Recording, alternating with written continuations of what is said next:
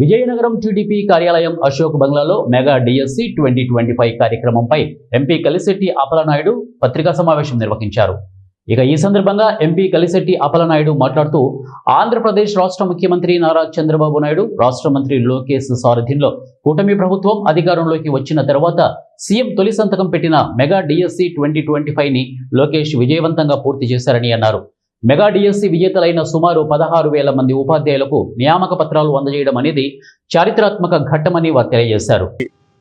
ఉపాధ్యాయులుగా అవకాశం కల్పించిన వారికి ఈ రాష్ట్ర ప్రజానీకం తరపున వారి తరపున ప్రత్యేకమైన ధన్యవాదాలు మేము తెలియజేసుకుంటున్నాం.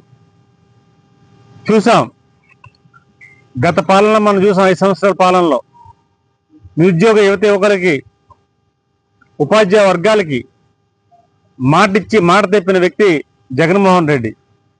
ఆ ఎన్నికల్లో లోకేష్ గారు పాదయాత్రలు ఇచ్చిన మాట ప్రకారంగా తొలి డిఎస్సిని తొలి సంతకం పెట్టిస్తాం డిఎస్ అని చెప్పి ఆ మాట ప్రకారం ఇవ్వడం, నిన్న అత్యంత వైభవంగా ఆ కార్యక్రమానికి మేము వెళ్ళడం జరగడం ప్రత్యక్షంగా చూసాం. చాలామంది ప్రతి ఒక్కరు కూడా వాళ్ళ కళ్ళల్లో ఆనందాన్ని మేము చూసాం. ఇచ్చిన మాట ప్రకారంగా వారు మాకు ఇచ్చిన అవకాశాన్ని కృతజ్ఞత తెలియజేసుకుంటూ ప్రతి ఒక్క నూతన ఉపాధ్యాయురాలు అందరూ కూడా చాలా ఆనందం వ్యక్తం చేసిన సందర్భాన్ని మీ ద్వారా మేము ఒకసారి వ్యక్తపరుస్తున్నాం.